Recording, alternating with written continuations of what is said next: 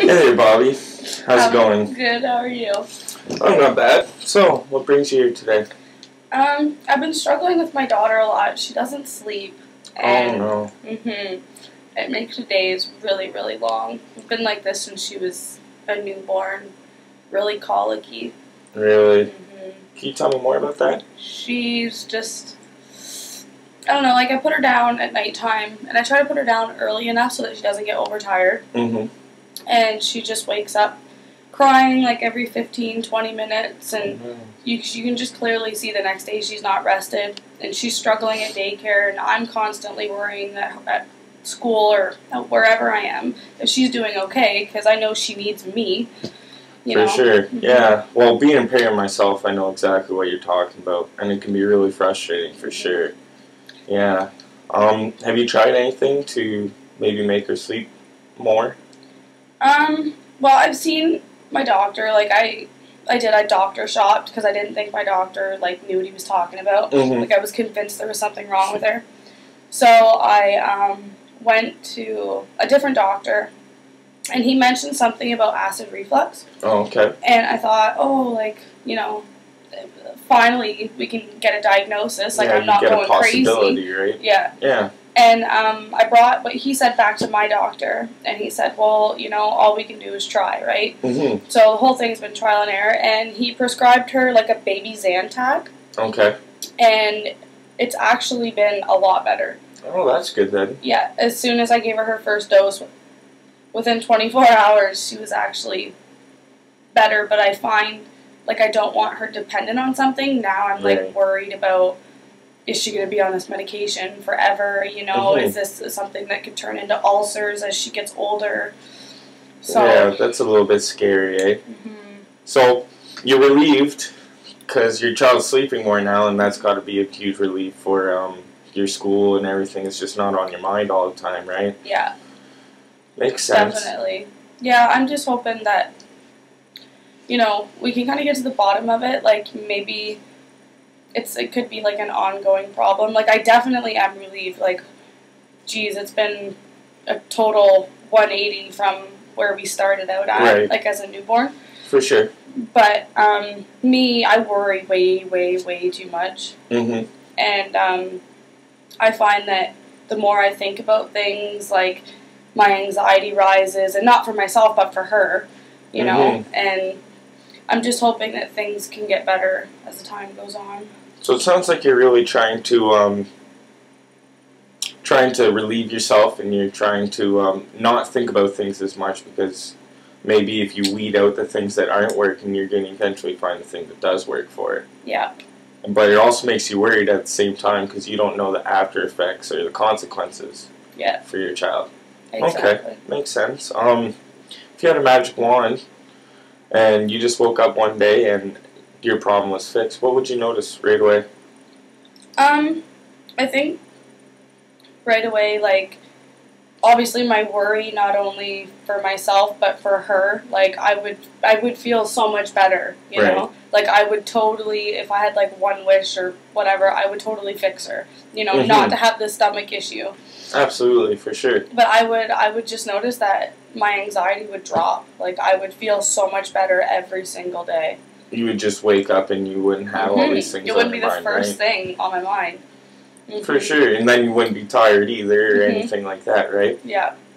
Plays a big role when you don't sleep all night, and she don't sleep all night, and it just, everything, every day just feels like it snowballs. Right. And you try not to be snappy at people, like, like, I try to remind myself they don't understand, like, they're not there, you know, and they try to give you all this advice, and you're telling them, like, I have tried that, and they just don't get it. And now it's affecting your relationships with other people, because they're thinking that you're being catty with them when really you're just stressed out and you're irritated and exhausted.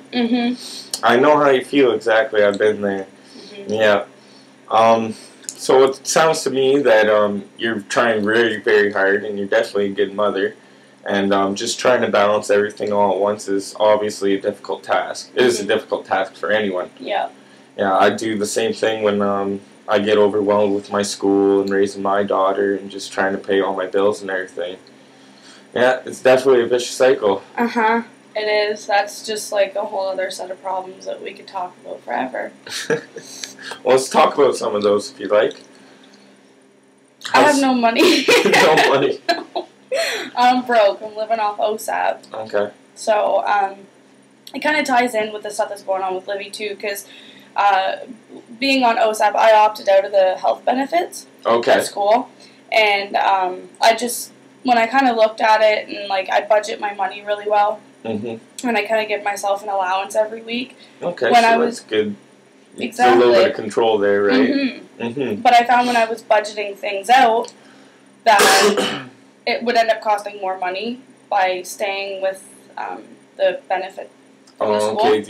Yeah, but not thinking when I did that, Livy has no medication coverage. Oh, so a simple refill once a month is $45 of Zantac. That'll add up for sure. Yeah, and say she gets an ear infection, how much is, or an eye infection or something, which has happened, it ended up costing me $100 spot in 1 month. Oh my goodness. Just for medications. And that puts huge dent in your pocket. Yeah, and I didn't budget it in thinking, so right. That has to come out of the car fund or come out, somewhere else. So it's putting stressors on everything else. Everything else. Right.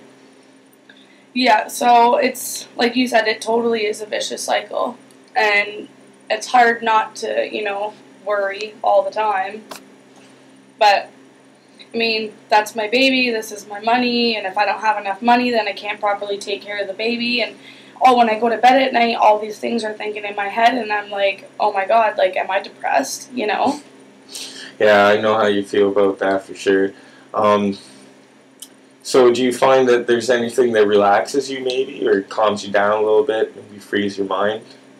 I find by Friday, don't get me wrong, I totally enjoy being with my daughter, but I find myself not snapping at her, but just short-tempered, Right. And I don't ever want to raise my voice or get angry with her because I'm in my own head and I feel like I'm depressed and I'm stressed out.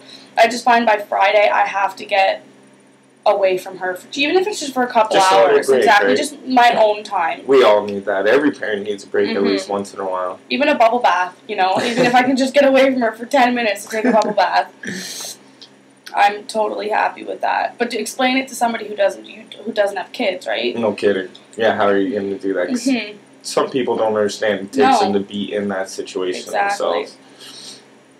I don't know.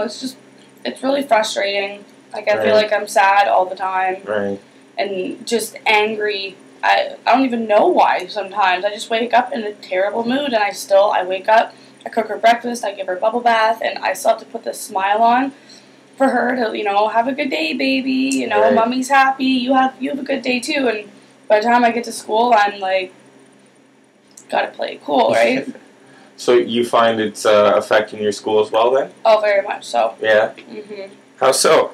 Well, when I'm in class, I'll find the teacher will say something, and I hear it, but it's not registering. You don't process it at all. Just because your mind is elsewhere. It is. Lately this semester, I've done a few things to kind of change, my friend group, and it didn't exactly happen the way I wanted it, but it did, and I changed to B group instead of A, and I found that just trying to limit those distractions and everything, right? Exactly, to just lower my stress level and be able to engage more in the classroom. But now, if it's not one thing, it's the next, and now I find myself, I'm constantly worrying about Livy. Right. I walk out of the classroom and it's what did I just learn? You know? Because your mind's been on something else all the time. Well, sounds like you're on the right track, definitely. Mm-hmm. I found that the social aspect of school is a big part of it. It takes a lot out of you, and I find if my mind is on 10 different things, it's just like that. It's hard to focus. It's hard to learn. Yeah. For sure.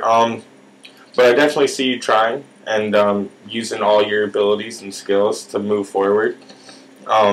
Definitely a huge struggle, and you got to be strong about it for sure. Mm-hmm. I think step one is coming in here and talking about your problems and just trying to get them all under control. Yeah, definitely. Yeah. So, what's your plans this weekend? On Honestly, I haven't thought that far ahead yet. I gotta take it day by day. All right, well, that's good. It's good to keep your schedule open. Mm-hmm. Get some relaxation in there, right? Yeah. For sure. All right. It's nice meeting you, Bobby. You too. And take care of yourself.